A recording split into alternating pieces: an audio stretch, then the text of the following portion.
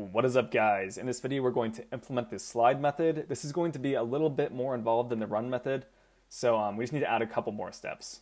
So to start for our slide method, let's start out how we did on the run method.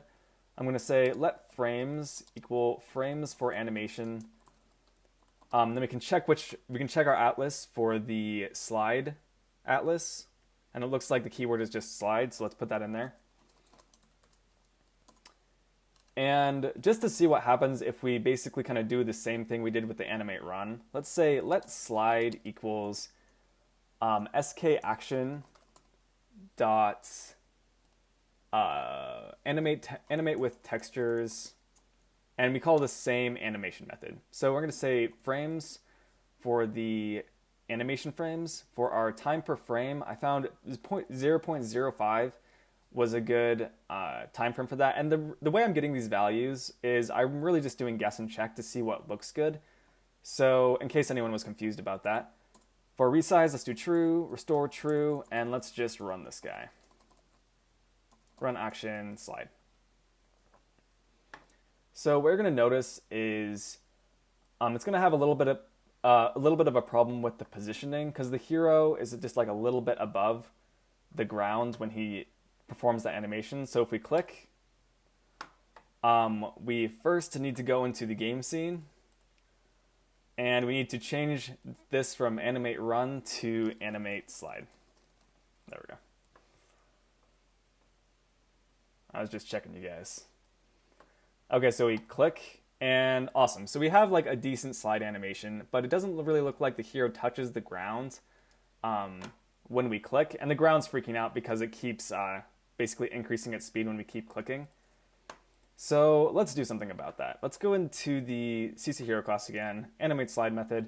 We're going to create another action, and we're going to make this, the hero animate down to start. So we are going to create a constant that's just going to be the distance that it's going to move, create that action, and run that action on our hero. And then when we complete this slide action, we also have to do the opposite of that action to bring him back up to his original position. So let's get that distance we're going to do. Let's say let y adjust distance, which is of type CG float, equal 14. And again, this is just an arbitrary value that I found to be good to make it look good when the hero is sliding. And I'm going to say, to create the action, let's do let adjust y down equal sk action dot move by x. We don't want to move him by 0x minus the y adjust distance over a duration of 0 seconds, because we just want it to be instantaneous.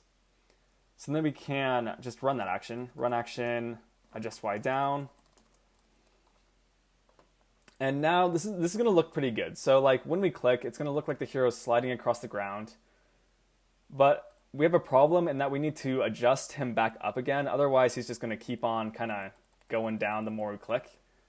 So what we can do is there's a run action method that has a completion block, which allows you to put in code that runs after the action is finished. So if we go down to where we called run action, let's do run action, and then we have this other option right here, which has this completion block.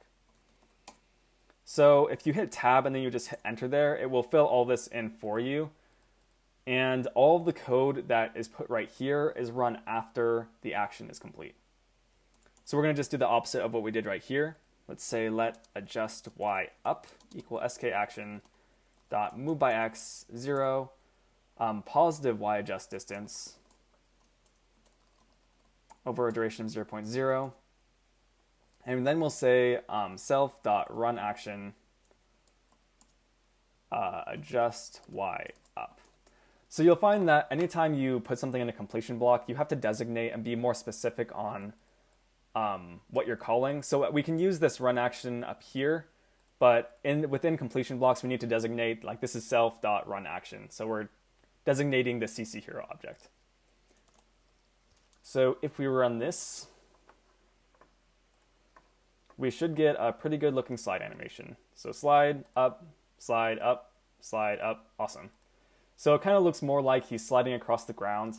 In the next videos, we'll actually get him, we'll get this kind of freaky bug figured out by creating a couple values that will help us to figure all that out.